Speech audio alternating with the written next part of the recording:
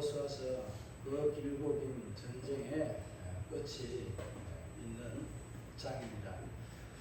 길고 긴 것보다는 이제 전쟁을 한다 하는 것은 사람의 생명이 피를 흘리기 때문에 좋은 것은 아닙니다.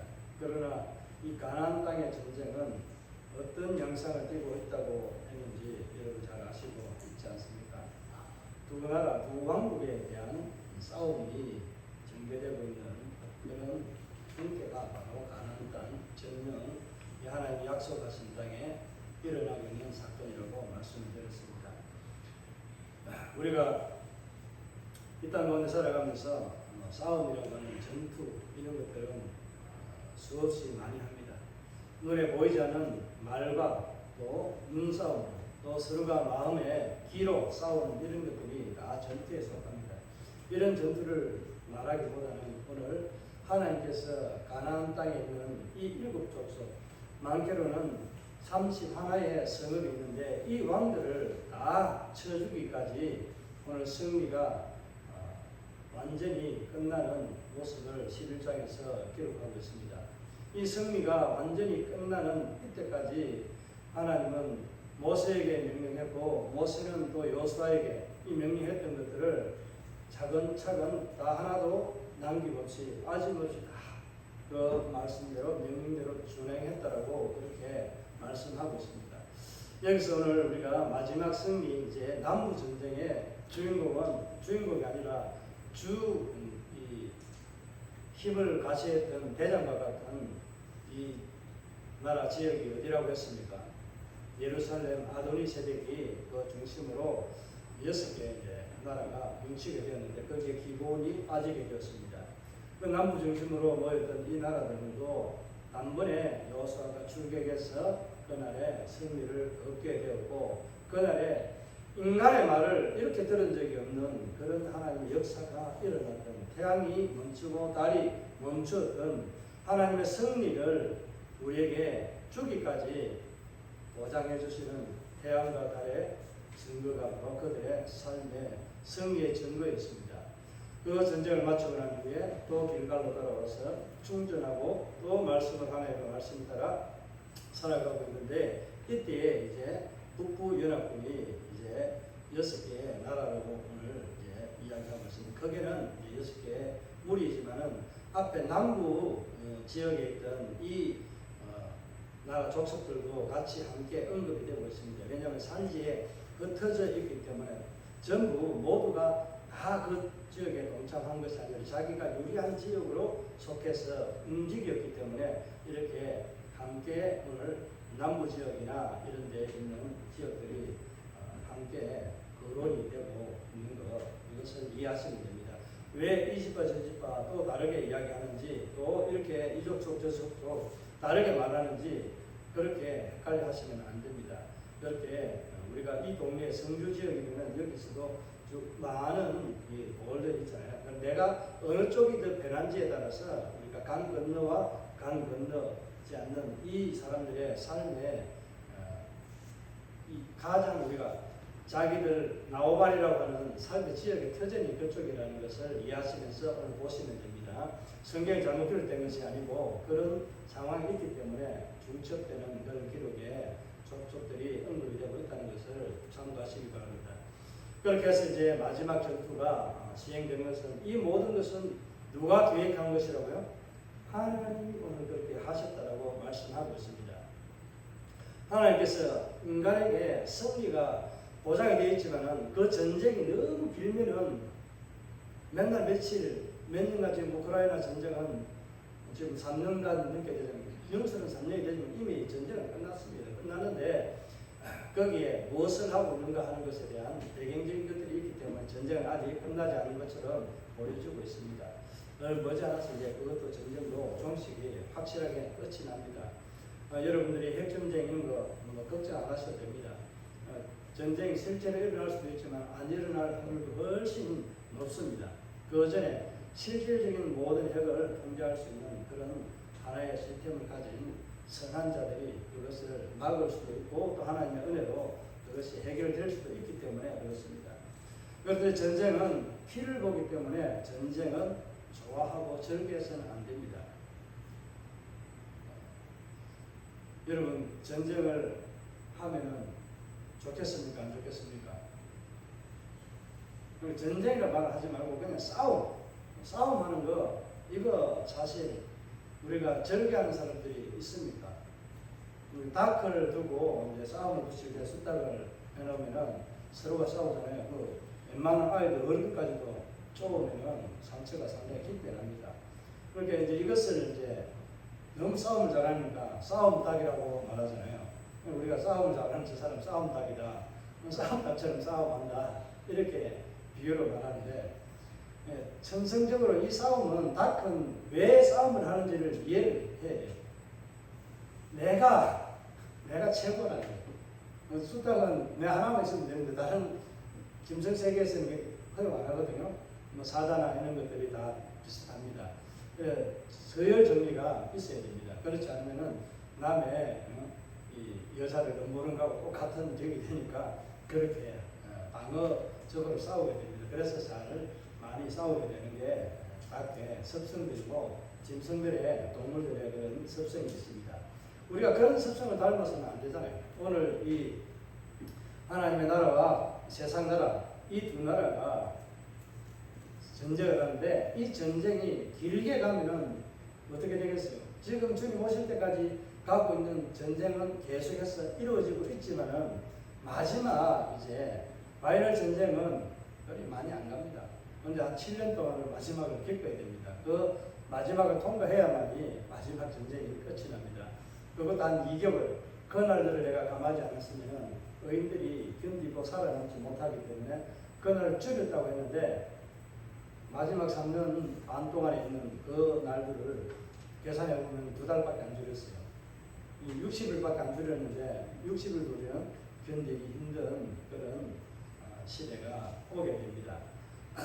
그래서 우리가 전쟁이라는 것은 일반적으로 피하고 가야 되고 안 하는 게 가장 좋은 것입니다. 여기는 전쟁이라기보다는 이제 하나님 나라와 세상 나라에 뭐가 담겨 있는 겁니까? 하나님의 심판이 담겨 있습니다. 죄악에 대한 심판을 하는 것이지 400년간을 종살이를 하다가 430년 아브라함을 따지면 730년간이 넘는 긴 세월 동안에 하나님은 이들이 회개하고 돌아올 것을 기대하셨으리라 봅니다. 그렇게 참아주시고 참아주셨는데도 불구하고 700년이 넘는 긴 세월 동안에 이들은 하나님을 대적해서 악을 더 쌓고 그런 행위들만 하였다는 것입니다. 그래서 그 악이 관영하지 않았기 때문에 하나님께서 아브라함에게 직접적으로 그 가나안 땅을 주지 아니하시고 4대 만에 종살이 하다가 그들에게 이제 때가 되면은 넘겨준다는 거예요. 그러니까 아모리 족속에 이 죄악이 관영하지 않았기 때문에 하나님 심판하지 않았는데 이제는 그들이 죄악이 관영했기 때문에 하나님이 심판하게 되는 겁니다. 이 심판의 이유들을 세상 사람들은 다르게 하나님 비참한 하나님, 잔인한 하나님 이렇게 말하곤 합니다. 그 말을 할 때는 다른 말은 틀린 말은 아닙니다. 세상적으로 볼 때는 맞습니다. 하나님의 관점은 하나님의 백성이 모든 세계에 있는 사람들이 다 하나님의 백성인데 이 백성들이 하나님을 대적해서 죄악을 쌓는 이것을 하나님 두고 보시지 않는다는 거예요. 그래서 문복이와 같은 것으로 하나님은 이스라엘에게 복을 주시고 선민으로 삼으시고 이 가나안 땅에 있는 이 죄악에 대한 죄악 도시는 하나님 반드시 심판한다는 겁니다. 그래서 두 나라가 국면하고 있는데 하나님 나라와 세상 나라 반드시 하나님은 세상 나라 죄악의 나라를 어떻게 하신다? 진멸하고 심판하신다는 겁니다. 이게 마지막 주님의 재림으로 이루어지는 것이라는 것을 누차 우리 여호수아서를 보면서 말씀을 드렸습니다. 오늘 이 하솔왕 야빈을 통해서 중심으로 일어났는데 이 가나안 땅의 가장 핵심이고 중심이 되는 그런 하나의 족속이 이 야빈이 이 무리가 됩니다. 아낙 자손들이 많이 그랬던 곳이 이쪽들이고 나머지 이제 남아있는 족속들이 22절에 보게 되면 가드와 이 가사 또 그리고 아스돗에 남아있다고 말씀합니다. 그런데 이스라엘이 거주하는 그 지역에는 아낙 자손이 네피림 자손이 하나도 없었다라고 그렇게 말씀하고 있거든요. 그런데 우리가 이 말씀을 그냥 대수롭지 않게 흘려보내면 안 됩니다. 왜 왜 이 말을 기록해 놓은지 여호수아가 이 말을 여기에만 남아있더라고. 이스라엘 진영 내에는 없었지만 그들이 쫓겨나고 도망가서 숨은 곳이 바로 그런 곳이었습니다. 자기들 세상에서 자기들이 쌓아놓은 견고한 진이라고 하는 명예라든지 권위라든지 이런 것들이 지켜줄 줄 알았는데 그것이 오히려 자기들의 무덤이 되었다는 것이 지난 시간에 10장의 말씀의 부분입니다. 우리는 세상 가운데 우리가 피하는 우리의 피난처 누구입니까? 예수 그리스도.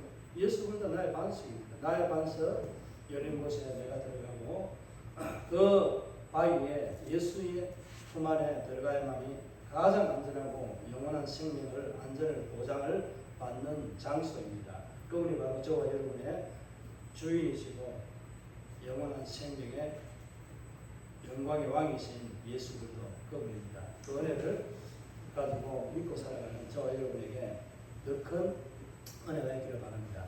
오늘 말씀의 제목은 무엇으로 되어 있습니까? 마지막 전투와 믿음의 재확인이라는 제목으로 삼았습니다. 여기 믿음의 재확인이라고 하는 것이 어디에 비춰지는 게 혹시 여러분 오늘 본문을 읽었는데 느껴지고 혹시 찾은 것이 있습니까?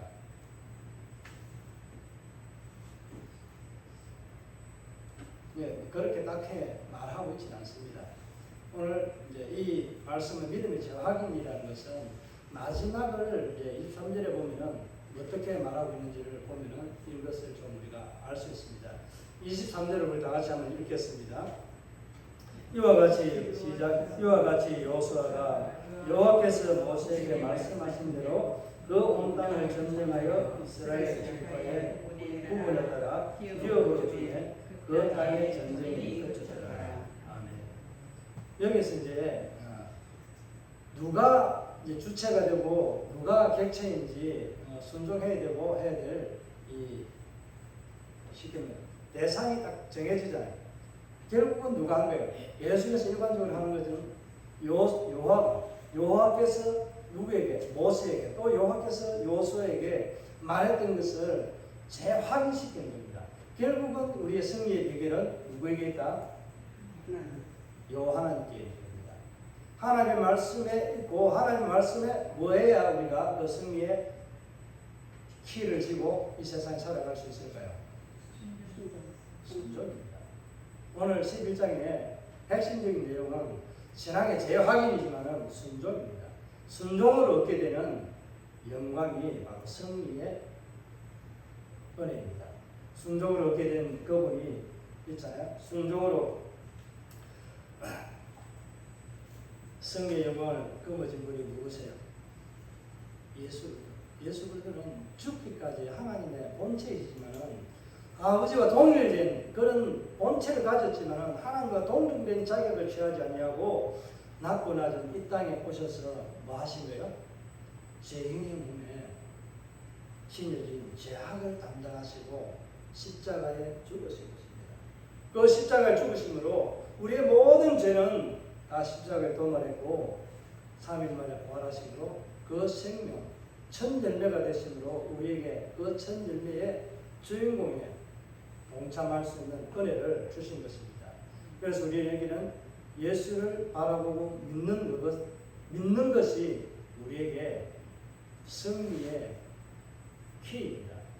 예수를 믿으면 예수님께서 이미 내가 승리를 했고 그 승리를 무엇으로 우리가 쟁취하라고 했는지에 대해서는 생각해 봐야만 됩니다. 예수님의 순종으로 그 앞에 있는 십자가의 부끄러움을 개의치 않고 그 십자가를 졌더니 그 너머에 있는 하늘 보좌 우편에 앉는 아버지의 영광의 자리에 그 자리에서 왕으로 자정하는 마지막 심판의 주로 오실 그 영광의 자리에 있는 영광을 보시면서 지금 앞에 눈앞에 보이는 그 십자가를 조롱하는 것들을 부끄러워하지 않았다는, 개의치 않았다는. 여러분 세상에서 이와 같이 순종하는 자의 삶이 어떤 삶인지 예수 그리스도가 보여준 이 삶을 따라 여러분도 순종하는 삶이 되기를 바랍니다. 승리의 비결을 키를 순종이라고 했는데 그 순종할 때 하는 것하고 우리가 승리를 얻게 되는 순종을 했는데 승리를 얻게 되는데 그냥 순종했기 때문에 얻는 것이 아니라 순종하고 뭘 해야 될까요? 하나의 조건이 다 따라옵니다.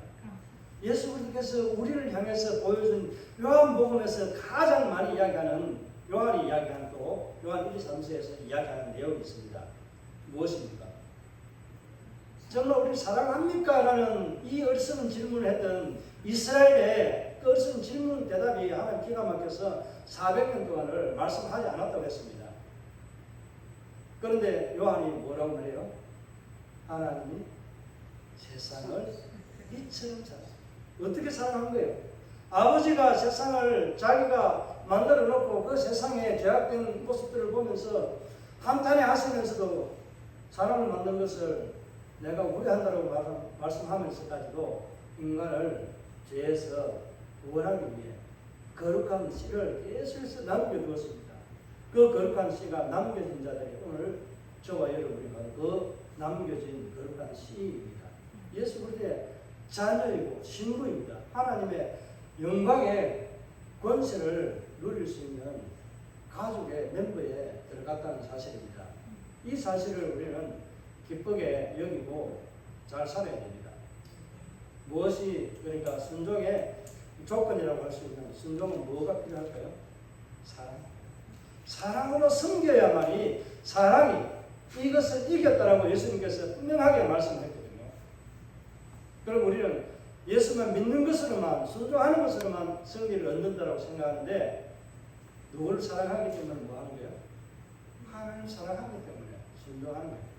우리가 오늘 이 두 나라 세상 나라를 사랑하기 때문에 심판의 도구로 하나님이 싸워지지만은 나를 그 자리에 영광의 주인공으로 왜 대동해서 사용할까요?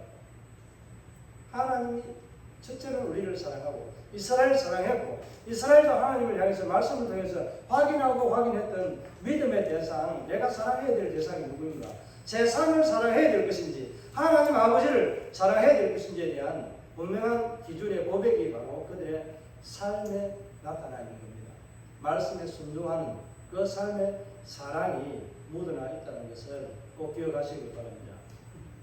다시 본문으로 돌아오면 오늘 마지막 이제 북부 이 전쟁을 마무리하면서 이 마지막 전쟁에 있어서 하나님이 하시는 역할들을 계속해서 많이 언급하지 않고 이미 앞에서 9장까지의 10장도 포함되어 있지만 9장까지 해서 실패와 다시 회복이라는 하나님의 전략이라든지 말씀을 받고 순종했던 삶의 내용들이 계속해서 기록되어 있기 때문에 다른 것들은 다 생각해버리고 빼버리고 마지막에 오늘 모세를 이야기하고 있습니다. 모세를 왜 이야기했는지 여러분 혹시 생각이 됩니까? 느껴집니까? 모세는 무엇의 대표자였습니까? 율법이라는 모형제대로 하나님의 아들을 만날 수 있는 자리, 하나님의 아들을 알 수 있는 그 자리에까지 인도하는 것이 모세의 역할이었고 광야길 끝에서 그는 너보산에서 죽게 된 게 바로 모세의 역할이었습니다. 그러니까 율법으로는 우리를 죄를 깨닫고 누구에게 데려다 주는 거예요? 예수 그리스도를 보고 예수 그리스도를 만날 수 있는 그 길을 열어주는 것이 율법인데 율법이 우리를 오히려 로마서 8장에서 뭐라고 했습니까? 오늘 제가 그 죄를 용서하는 회개가 됐을 때 선포할 때 읽었습니다. 율법이 오기 전에 내가 죄를 몰랐는데 율법 보고 나니 오히려 내가 죄인이 되어서 율법이 나를 삼키는 그런 꼴이 되었다. 예수 그리스도 율법의 완성자 그분이 오셨는데 예수 그리스도 나를 삼키면 좋은 거잖아요. 그런데 그렇게 삼키는 것이 아니라 뭐가 삼키는 거예요? 우리의 행위가 율법을 따라 해야만이 우리의 영생이 있고 하나님을 사랑하는 것 같은 그런 느낌과 그런 삶을 만들어갔기 때문에 그렇습니다. 그런 대표적인 종교 집단이라고 하면 좀 그렇지만 하여튼 그렇습니다. 그 종교가 어디인지 아시겠죠? 천주교가 말하고 있습니다. 하나님의 말씀보다는 교황이 결정 내리고 하면은 하나님의 말씀은 저 뒤에 있습니다. 자신이 내렸던 그 교황이라고 하는 하나님이 이 땅 가운데서 한 무리 가운데 수장으로서 살아갈 수 있는 그런 지도자로 세웠는데 자기가 무슨 하늘의 권세 키를 가지고 베드로가 지금도 그때를 키를 가지고 있으면 우리는 그때와 지금하고 그 키를 어떻게 열고 닫아요? 그 베드로 교황을 통하지 않고는 하늘나라에 들어갈 수 없다라는 그 결론이 도달하잖아요. 그런 신앙생활을 하고 있는 게 천주교입니다. 그래서 천주교는 다른 신앙의 삶을 살아가고 있습니다. 교황이나 신부들은 그렇게 하고 있지만 성도들은요, 진짜 참 신앙, 우리 개신교 성도들보다도 더 진짜 참 알곡과 같은 신앙을 가지고 살아가는 분들도 들어 있습니다. 제가 그런 분들을 목격했기 때문에 그렇게 말합니다. 다른 삶에서는 모릅니다. 모르지만 외형적으로 비춰진 천주교의 삶의 어떤 예배라고 하는 미사 이런 것에 있어서는 따라하지만 그들의 삶에 있어서는 예수의 말씀, 이 말씀대로 사랑하고 순종하고 불쌍히 여기는 그 살아있는 증거가 되는 삶으로 그들이 살아가는 분들을 들어보았습니다.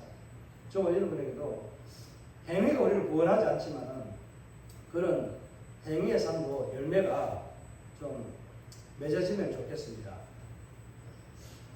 그래서 우리가 이제 신앙의 삶의 재확인을 위해서 믿음의 대상이 누구인가 하는 것을 말씀을 드리려고 하는 게 바로 여호수아가 오늘 모세에게 들었던 말씀을 또 따라서 했다는 것을 말했고, 모세는 여호와께서 모세에게 일러준 대로 말했다는 이 말씀을 따라서 볼 때에 모세는 율법의 예표자로서 뭘 한 거예요? 요단 강가에서 그들을 요단 강 앞에서까지 율법으로 인도했고, 이제 예수 그리스도의 모형이신 여호수아가 이 예수의 일들을 하는 모습들을 보여주고 있습니다. 그러니까 오늘 이 하솔을 불살랐다고 할 때 여호수아가 직접 하솔을 불살랐다고 3제에 다른 이 성읍들은 이스라엘 불사르지 않았다고 말합니다. 여기에서 의미가 하솔을 여호수아가 직접 이 불을 그러니까 태운 이 일들은 의미가 있습니다. 그러니까 최고의 마지막 승리의 심판자는 누구라는 거예요? 예수 그리스도라는 것을 여호수아가 이 하솔, 가나안 이 모든 땅에 어떻게 보면 아낙 자손이 대표 지파라고 할 수 있는 대표 족속이지만은 여기 북쪽에서도 역시 마찬가지로 하솔에서 나서는 이 야빈이 가장 강력한 지도력을 가지고 있는 한 족속입니다. 그래서 이 족속을 완전히 진멸하는데 하나님의 말씀대로 진멸해버립니다. 그런데 오늘 하나님의 진노가 남부와 북부는 좀 다르잖아요. 남부는 그 말이 없는데 북부에서는 이런 말씀이 있습니다. 말을 어떻게 해라고 해요? 말 뒤꿈치에 있는 힘줄을 끊어버리라고 합니다. 사람을 말하면 아킬레스건을 끊어버려요. 그럼 사람으로서 제대로 할 수 있는 일들을 하지 못합니다. 말의 기능이 달리고 힘인데 이것을 못하게 해요. 하나님이 왜 말을 진멸할 때 그냥 죽여버리면 되는데 왜 그렇게 했을까요? 너희가 의지하는 말, 기병 이런 것들이 오늘 본문에 보게 되면 이 무리들이 해변의 모래알같이 엄청 많았다고 말씀합니다.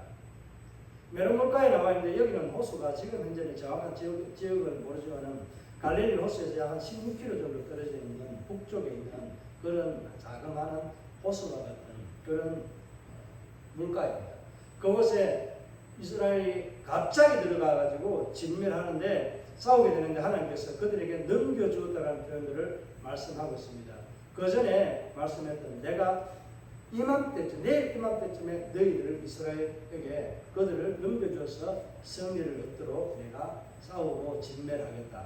하나님께서 진멸하겠다. 너희에게 넘겨줬는데 너희가 할 일은 뭐다? 불 지르고 태우고 생명 있는 것들, 호흡 있는 것들을 다 정리하는 것밖에 없다. 어디에 했던 것처럼? 여리고성에 했던 것처럼. 그리고 남부 지역에 있었던 속했던 그 족속들에게 행했던 것처럼 똑같이 하라고 말씀했는데 북쪽에서는 좀 다르게 이 말들과 불들을 사지르고 완전히 진멸해버리라고 하는 하나님의 진노가 좀 더 강하게 담겨 있습니다.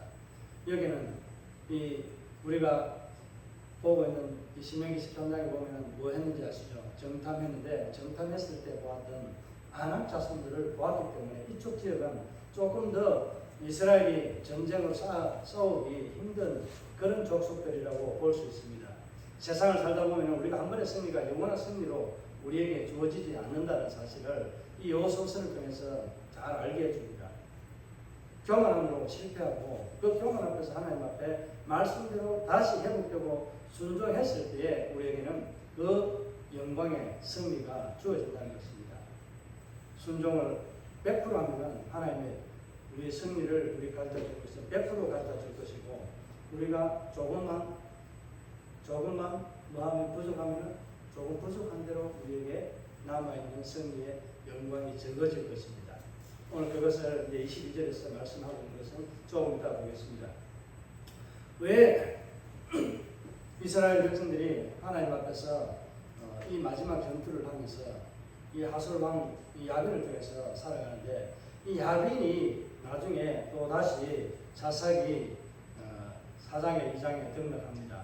이때는 지금은 여호수아가 진멸했기 때문에 어떻게 돼요? 이 하솔이 세력을 잃고 소수만 있습니다. 적은 무리인데 이스라엘이 하나님 앞에 순종하지 않고 하나님과 멀어지니까 나중에는 뭐가 된 거예요? 하나님이 진멸했던 대상을 다시 들어서 강하게 해가지고 이 하솔왕 이 야빈을 이 사사기에서는 가나안 왕이 다스린다고 합니다.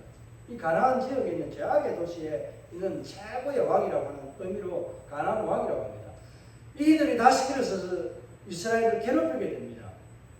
이렇게 괴롭히게 되는 것이 이스라엘이 오늘 본문의 말씀을 보면은 순종했지만은 남아있는 자들을 온전히 진멸하지 못한 거예요. 그 진멸하는 것은 누가 해야 될 몫이에요? 하나님이 100% 진멸해주고 너희들이 들어가서 살아라 했으면 그 상황이 다릅니다. 지금 현재 예수 그리스도가 우리에게 승리를 주신 십자가와 부활의 영광의 승리가 우리에게 주어졌습니다. 그 승리만 가지고 살아가면은 우리는 이 세상에서 승승장구하고 모든 사람들 앞에 존귀와 존망을 받는 그런 사람으로 서게 될 것입니다. 그렇게 하지 않는 이유는 아마 하나님께서 완전히 그렇게 우리의 몫으로, 그러니까 이스라엘에게 남아있는 자의 몫으로 남겨둔 것은 너희가 믿음으로 내가 주었으니까 취하라는 겁니다. 믿음으로 취하라는 겁니다. 세상에서 방황하며 살지 말고 나를 믿고 내가 약속한 것을 믿으면 너희가 이것을 얻게 된다는 겁니다. 여러분이 지금 이 세상에서 예수 믿고 살아가는 그 승리의 영광, 예수께서 이루어놓은 모든 사망 권세 깨뜨리고 우리에게 이루어 주시고 주신 그 권세를, 하늘과 땅의 모든 권세를 여러분 믿음에 사용하며 살아가고 있습니다. 그런 예수 그리스도께서 우리에게 주신, 예수께서 받은 그 은혜와 영광을 마음껏 세상에서 믿음으로 누리면서 선포하며 살아가시기 바랍니다. 더 이상 이제 우리가 세상에서 방황할 필요도 없고 쫄릴 필요도 없고 두려워할 필요도 없는 것이 하나님께서 이미 이 여호수아서를 통해서도 승리의 영광을 이스라엘 전체에게 약속했던 것처럼 예수 그리스도 이 땅 가운데 살아가는 믿음의 모든 자녀들에게 이와 같은 승리의 영광을, 보장을 우리에게 보증서를 예수 이름으로 주셨습니다. 그 이름 보증서 여러분 어떻게 확인하죠? 여호수아서 처음 할 때 여호수아서 하나님께서 약속에 대한 그 약속의 땅에 대한 보증서가 뭐라고 했습니까? 말씀이라고 했잖아요. 말씀. 이 말씀이 예수 그리스도가 우리에게 승리에 대한 보증서이고 계약서라고 했잖아요.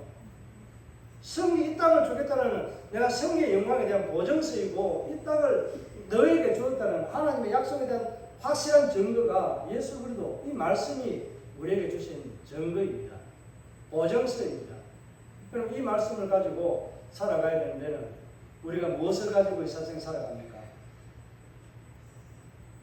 오늘 가나안 족속들은 마지막 남아있는 이 대표적으로 6 족속을 소개하고 있습니다.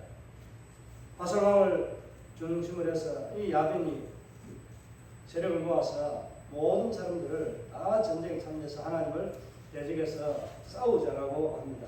세상은 자기의 권력이나 자기의 힘을 가지고 하나님을 향해서 대적합니다. 다르게 말하면 세상 나라와 하나님 나라가 있는데 하나님 나라의 백성들을 향해서 도전하는 겁니다. 하나님을 향해 직접적으로 대파를 못 사고 하나님을 믿는 자들을 넘어뜨리고 또 괴롭히는 그런 일들을 하려고 하는 것이 세상 사람들입니다.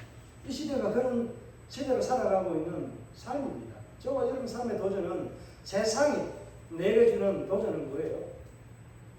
믿는 자들을 어찌하면 예수를 못 믿게 하고 예배를 못 드리게 하고 또 화목해 하는 것을 방해하고 그렇게 하는 겁니다. 세상의 뜻에 내 마음과 내 삶을 내 시간들을 이끌어 가려고 하는 것이 세상입니다. 이게 마귀가 하는 짓거리고 마귀는 이런 일들을 위해서 하나님을 대적합니다. 실질적인 하나님의 대적은 마지막 재림 때 일어나겠지만은 우리의 삶의 도전은 세상이 항상 우리에게 하나님을 향한 마음을 빼앗아가고 있다는 거예요. 우리의 마음이 어디로 직결되어야 하는지 오늘 내가 믿어야 될 믿음의 대상을 확인한다면 이스라엘은 누구를 향해서 간 거예요? 여호와께서 모세에게 말씀했던 것, 율법에 대해서 기억했고 율법으로 들었던 그 말씀을 순종했던 여호수아의 그 말을 따랐더니 뭐같이 승리가 있었더라고요? 23절에 보면 이와 같이 승리를 했다고 했습니다. 우리 지난 시간에 한번 말씀을 들으면서 여러분 고백했는데 기억나시나요? 오늘 제가 말 안 하고 한번 해볼까요? 제가 답을 안 가르쳐도 되는데 이와 같이 순종했더니 이와 같은 승리를 얻게 되었다. 이런 말씀을 우리가 고백했잖아요. 여러분 오늘도 이 말씀이 이와 같은 승리가 있게 된 것은 내게서 나온 것이 아니라 오직 우리 하나님께서부터 주어진 은혜이고 사랑입니다. 마지막 심판 때에도 역시 마찬가지이겠지만 오늘 이 가나안 땅 일곱 족 제약의 족속을 진멸하면서까지 하나님은 우리에게 약속하시는 것은 24절에 있는 이 말씀을 따라서 하나님께서 모세에게 율법을 통해서 주셨고 율법을 통해서 순종했던 이 여호수아는 어떤 은혜를 입은 거예요? 승리를 얻었다고 합니다. 그런데 우리가 마지막으로 하나 생각하는 것은 오늘 남아있는 22절에 남아있는 이 족속들 숨어있는 거대한 거인과 같은 네피림 족속들이 세 지역에 남아있다고 합니다. 이 지역은 거의 대부분 지금 가서는 어디예요? 블레셋 지역에 가깝습니다. 그래서 이들은 나중에 이제 우리가 이 골리앗이 어디 지역에 있는 사람인지 아시죠? 가드 사람. 이 키가 6큐빗이 시대니까 키가 얼마 돼요? 최소 3m 정도 됩니다. 3m에서 3m 한 30 정도 되는 키를 가지고 있습니다. 그럼 우리 천정역에는 전정 그냥 혼자서 손을 뻗으면은 3m 정도 있지만은 닿을 정도 되는 키입니다. 그러니까 보편적으로 사람들의 거의 키가 한 배나 더 있습니다. 그런 사람이 골리앗입니다. 여기에서 그런 거인 족속이 남아 있었다는 것을 반증해주기도 합니다. 이게 중요한 것은 이들이 지금은 진멸하지 못했지만 그들을 끝까지 찾아가서 진멸하는 몫은 누구에게 있다? 이스라엘 백성들에게 있습니다. 하나님이 승리를 줬는데 그 남아있는 옆구리의 가시들을 생각하지 않을 수 없습니다. 여러분의 신앙 삶에서 이 옆구리에 남아있는 가시 이것들을 진멸하지 않고 찾아가서 끝까지 뿌리 뽑지 아니하면은 누가 힘들어요? 내 자녀들이 우리 믿음의 후손들이 힘듭니다. 우리 머리들 교회가 믿음으로 승리하는 이 삶을 우리가 여기서 온전히 쟁취하지 않고 그러니까 사탄의 계략에 넘어갔다가 또 넘어왔다가 이렇게 하면은 어떻게 될까요? 지금 나도 힘들지만 오고 오는 모든 믿음의 세대들이 힘들어집니다. 그래서 여러분에게 주어진 믿음의 삶의 은혜는 내 삶의 주변에 있는 모든 악한 요소들은 예수의 이름으로 다 진멸하고 해결하는 그런 믿음의 가정이 되기를 바랍니다. 그래서 승리하는 명문가의 가정이 되기를 주의 이름으로 축복합니다. 그 말씀들 생각하면서 우리 함께 결단하는 시간 가지도록 하겠습니다. 우리 하나님 앞에 이 말씀을 생각하면서 나는 믿음의 대상이